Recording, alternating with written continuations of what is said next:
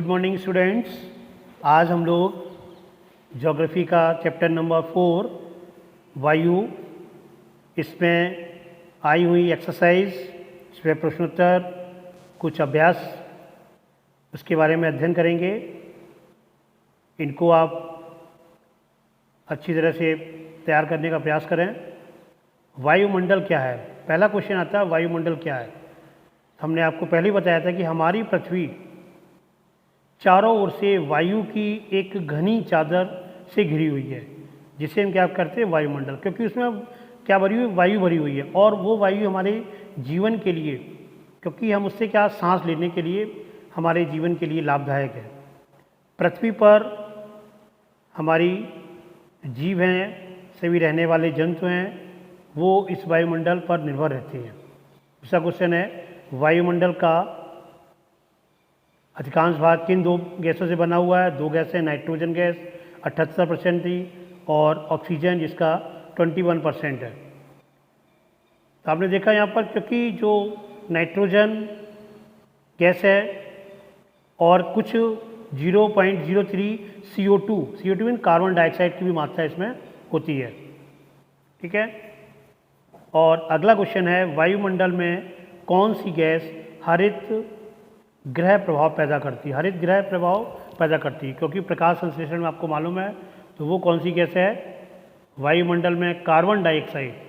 Carbon dioxide जो gas है वो एक ऐसी गैस है जो हरित हम पैदा करती है। मौसम किसे कहते हैं? निश्चित है, किसी निश्चित स्थान पर निश्चित समय में पाई जाने वाली वायुमंडलीय दशाओं को मौसम कहते हैं। वर्षा हमने बताया था, वर्षा साधारणतः 3 प्रकार की होती है: संभानी वर्षा, चक्रवाती वर्षा और पर्वतगत वर्षा। पर्वतगत का मतलब पर्वतीय वर्षा। वायुदाब क्या है?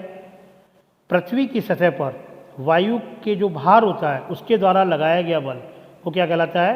वायुदाब कहलाता है। यहाँ पर कुछ MCQ हैं मल्टीपर्पज़।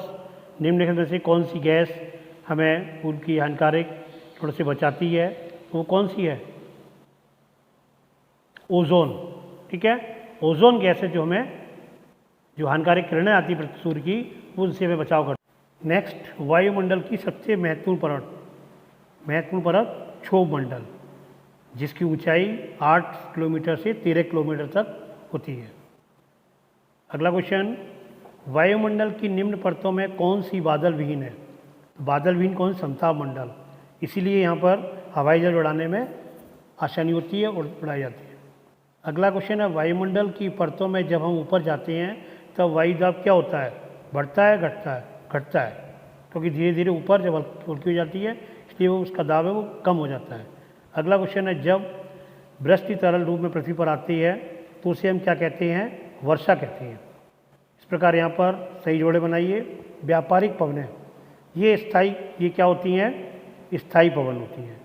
लू क्या होती हैं? ये स्थानीय पवन होती है। मानसून है जो, वो क्या है? मौसमी पवन है।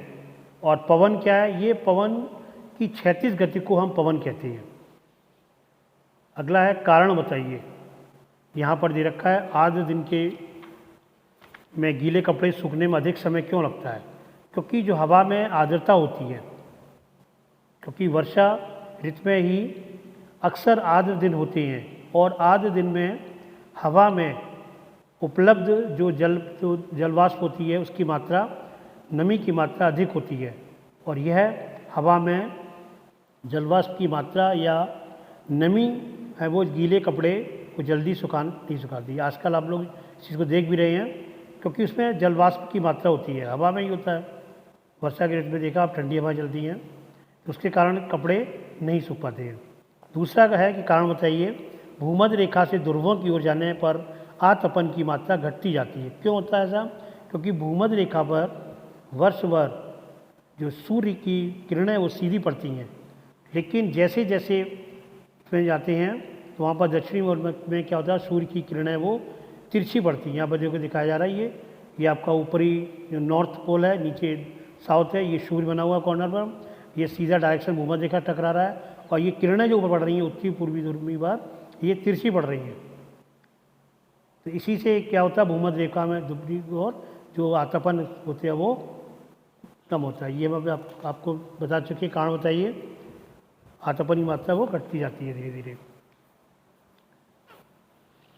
उसके बाद यहाँ पर आप एक चार्ट की मदद से वर्ग पहेली होती है, इसको हम क्या बोलते हैं, वर्ग पहेली, के उत्तर अंग्रेजी के शब्दों में हैं। इसमें आपका ये देखा है, इसमें बाएं से नीचे, बाएं से दाएं होता है और नीचे से ऊपर, ठीक है। इसमें यहाँ पर दे रखा है, ये क्वेश्चन भी दे रखा है। बाएं से दाएं में देखें, एक भारतीय पेड़ जो 24 घंटे ऑक्सीजन प्रदान करने का असाधारण गुण रखता है। अब ये बाएं से दाएं में 6 नंबर पे है, तो ऊपर यहाँ पर 6 नंबर पे आकर देखें,